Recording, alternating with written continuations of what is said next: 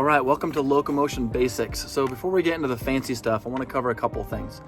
Number one, I liken locomotion to learning a new language in that you don't pick up a graphic novel in French when you first want to learn French. When you learn a new language, you're learning one individual word at a time.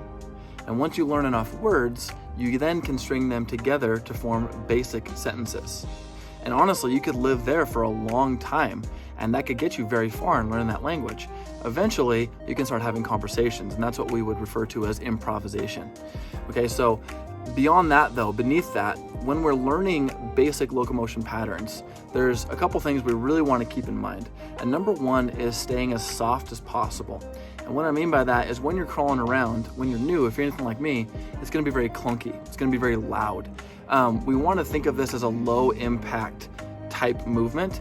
Or another way I like to think about it, it's kind of cheesy, but you're like robbing a bank in a high stakes action movie where, you know, there's like sound alarms, and if you're too loud on the floor, you're going to set off the alarm. It's more challenging that way, it's more technical that way, but it's also more rewarding that way. It's just going to feel better, you're going to feel smoother, and honestly, you're going to connect to more of the meditative side of it, because after you get through the clunkiness of locomotion, which for me took several months, it becomes kind of meditative. And so we're going to start off with just a bear crawl. Not the bear crawl that you might have learned in intramural sports where you're just like clambering down to the other end of the field. This is, again, a very slow, methodical type of bear crawl. So I'm going to make sure I get enough coverage here. Before I go over there, actually, pretend my arm is the ground, okay? And then this is my hand. When you are putting your hand on the ground, try to avoid just putting your hand on the ground. What you want to do when you're crawling is roll your hand onto the ground. Start at the heel of the palm, roll up to the fingertip, and then you peel palm to finger. So it goes palm to finger, nice and slow, kind of like you're doing the worm, okay? So let's look something like this. So when you're in the bear crawl position, you're on all fours. Okay, I'll show you from the side. And then you're trying to keep the knees as close to the floor as possible. If your hips hike up a little bit in the beginning, that's okay.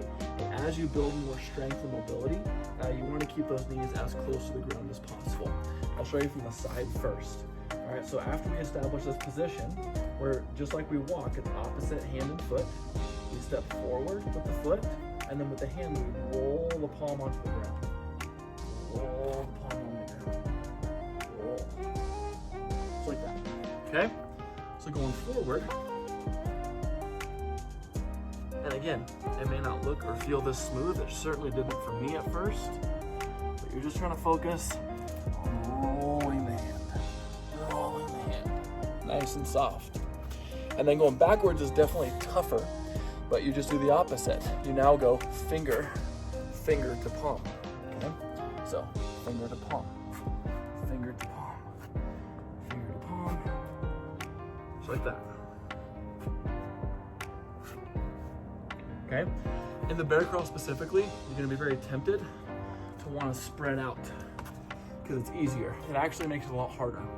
In the beginning, it's going to feel harder to keep everything nice and close together, but ultimately you'll be in more control of your body. You won't be so spread out. So that's locomotion basics. That's the bear crawl.